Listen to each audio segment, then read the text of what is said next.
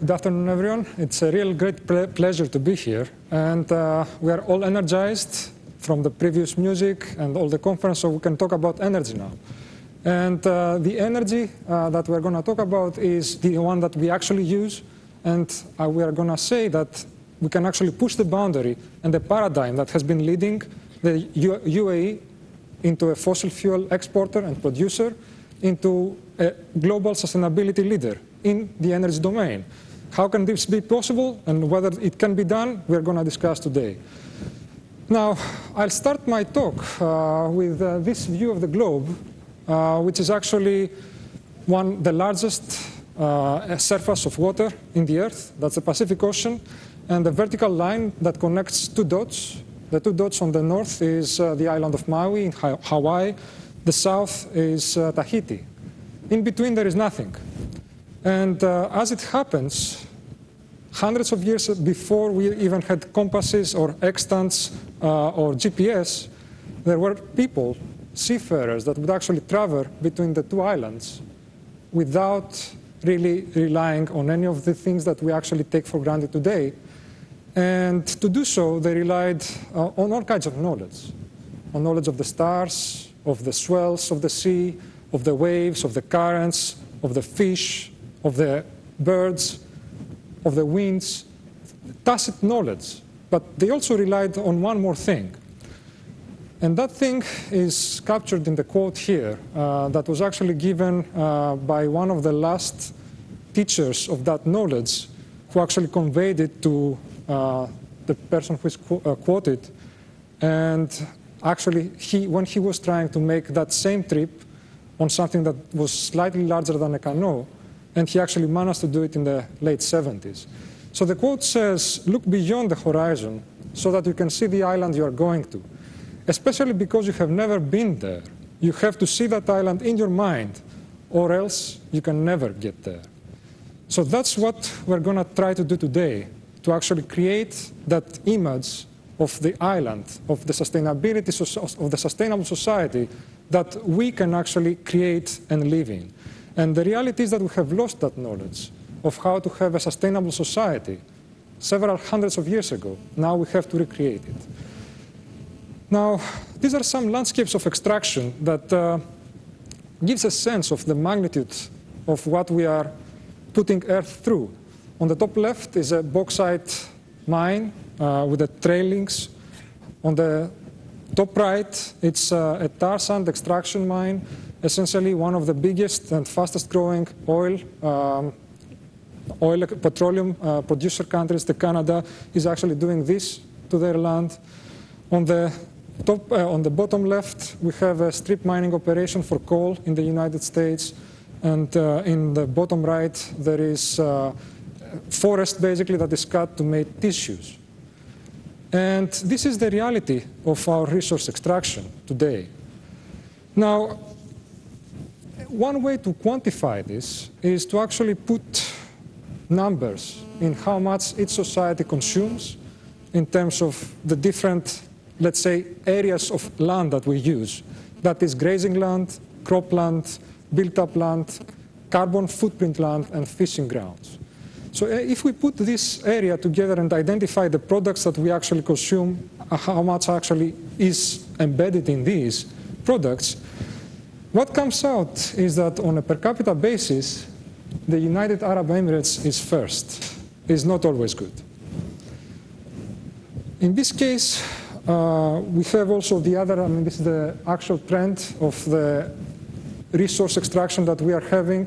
And you can see that basically, as a global capacity, we have exceeded what the Earth can give us around in the mid-70s, late 70s, early 80s. And that means that essentially our society is operating in overshoot, that we are using more resources than what the Earth can give us sustainably. Now, how can we change it? Well, before we talk about it, let's talk about something that is current as well, the issue of the financial crisis. And let's see some of the countries. Greece is included in one of them. We have a big crisis. So we see here, for example, Greece in the bottom left. In the 1960s, it was actually barely breaking even in terms of the resources that actually was created in the country and the resources that were actually being used. But as time passed by, Greece became in a very bad negative position, the same as many other countries in the world. So this debt that we are incurring to our planet, it is not just per country basis, but on a global basis. So what should we do? Well, from one hand, we could just continue to do what we know how to do, right? Our societies operate. There is no problem that we are actually facing immediately. Even climate change is something that will take a few decades to actually appear to create big problems with us. Now, one way to approach it in a moral or philosophical way was proposed by Immanuel Kant at around in the end of the 16th century, and his idea was to try to create a global moral philosophy. What he said, and I quote verbatim from the English translation of his text, is that act only according to that maxim whereby you can at the same time will that it should become a universal law without contradiction. It's a complicated phrase, but what it essentially says is that we should, whenever we make an action, whenever we do something, we should imagine that everyone else in the world does the same thing. And if we are okay with that, then we do pursue it, right? That's a moral thing to do. Where if we apply this maxim, this moral philosophy to the way that we consume today in the United Arab Emirates, but in most other countries in the world, then that would mean that basically if we say for the United Arab President, we would need essentially 7 Earths to actually support our consumption patterns. Now, I leave it up to you to tell me whether that is a moral thing to do or not. And assuming that you decide that it's not a moral thing, then let's discuss what can be done.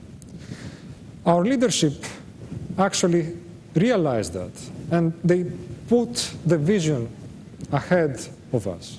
So this is from His late Highness Sheikh Zayed, where he says that realizing that environment is something that needs to be cared for, that we need to be stewards of the environment, but at the same time the economy is a very important component of the country. But that means that it needs to diversify. Oil should not be the main source of national income, but it should be constructing economic projects for the people. Now, His Highness Sheikh Khalifa, the President of the UAE, indicated the same desire to diversify the economy, but also the aim to flourish, for the UAE to flourish as a center for international renewable energy research and development. And finally, His Highness Sheikh Mohammed, the Prime Minister of the UAE, says that this challenge, the challenge towards sustainable development, can be overcome only if the society adopts energy conservation as a principal value. So the leadership and the vision is there. What can we do, and what are the dilemma that is actually being faced by the country? Well, first of all, the United Arab Emirates has the world's 8th largest oil reserves. Canada went a few steps ahead with the tar sands that we just saw. And it has the 7th world's largest reserves for natural gas. So why wouldn't the country just use the resources to export, get the economy going as it does now, and continue basically in the same path? And for whatever energy is required for the country's development, just continue using the fossil fuel resources. Well, the problem with them is that they are actually finite. Based on what we know, or at least is publicly available in terms of reserves, at the current production rates, and note that there is a plan to actually increase them, more than double them, the fossil fuel reserves of the country will last for about 90 years. Even if we find more, how much are we going to push that boundary? 100 years. That's still 4 generations. So the other answer would be, okay, we develop as much as we can, and with the money that the financial revenues that we actually have, we make investments inside the country, outside the country, and we create sources of wealth and revenue that would come in the country. Well, there is a slight problem with that approach.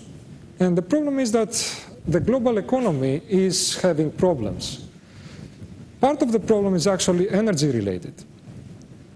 When we were developing our civilization, our energy reliance was based on sources that were essentially giving us 100 times the energy that we put into finding them and developing them.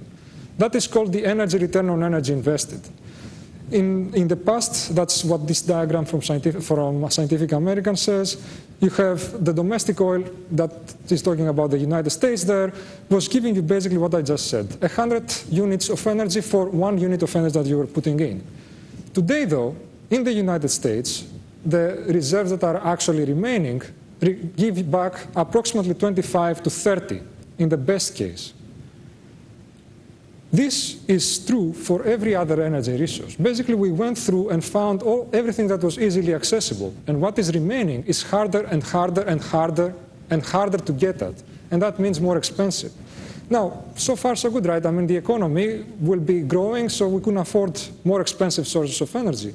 Well, the problem is, and we've seen it already several times in the past, most recently in 2008, every time that there is, for one reason or another, a significant rise in oil prices, this is associated with with a financial crisis. And I think the last financial crisis is the result, partly, of the effect of high oil prices. Now, we are in danger of having an economy that as it starts growing, as more energy is required, that means that more oil, more energy is required, then the price of energy goes high enough so that it makes the economy go down. And then we are in that plateau, undulating plateau, but in that case, you cannot grow financially. So you cannot rely on investments for the next 200 years. Things need to be done domestically. So to energize and take action, we can focus on energy supply and demand today. And to do so as a general priority plan, that thinks, I mean, in terms of any society or process that you want to make sustainable, is first to use energy for the things that you actually need, right? To not do things that we don't really need. The second part is, once we figure out, okay, these are the things that we really are crucial for our well-being, then do them efficiently. Don't waste, right? The third thing is that for the processes that require energy sources other than electricity, we can actually make them more efficient by electrifying them. Think of an electric vehicle. An electric vehicle uses about 10 times, no, not 10 times, about 6 times less energy as an equivalent fossil fuel powered vehicle. Now, once the other component that is of great benefit when you electrify is that you can actually generate that energy through renewables. So the last part is for whatever you cannot actually use, is to you cannot actually reduce in terms of fossil fuel usage, then you decarbonize. So basically you take the carbon off your flue gas and then you sequester it in the soil. There are many things that will allow us to do it. The first thing is to actually, in terms of efficiency, these are shown, some of them here. One thing to actually note is that energy in this country is heavily subsidized. There are ways to provide for the social well-being and at the same time charge energy at its real price. Another thing is to educate. Learn how to actually use our resources more efficiently. Turn down the AC, things like that. The building codes and retrofits, I mean, the buildings are a vast sink of energy today, and we can make them more efficient. Air conditioning, critical for the conditions of this country. This can be made more efficient. I mean, there was a recent study. Air conditioning maintenance actually could reduce energy consumption, but by more than 20% in the conditions of this country.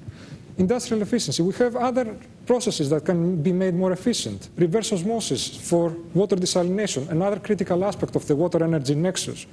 Low carbon transportation, public transport, nuclear that is already planned, carbon capture and storage in terms of decarbonizing. And now we come to the renewables. And these include as options concentrated solar power with a storage, photovoltaics at utility scale, rooftop for solar water heating, but also for photovoltaics. We're talking about wind, which is an interesting option, starting to become for this country, and finally waste to energy.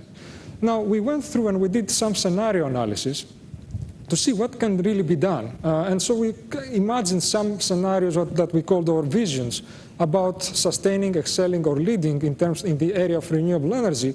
And you may notice that, okay, these numbers are things that we are continuously revising, but for the lead scenario, we're talking about almost 50% of the energy production capacity of the country by 2030 can be made renewable.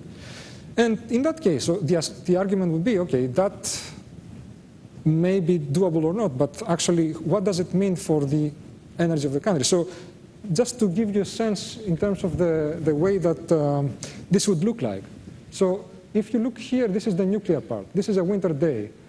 This is all coming from renewables. This is solar primarily and a little bit of wind. And this is the natural gas part.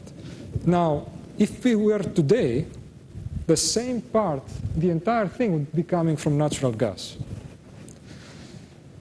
So an interesting part about cooperation is that the resources, the renewable energy resources, are spread around the Emirates.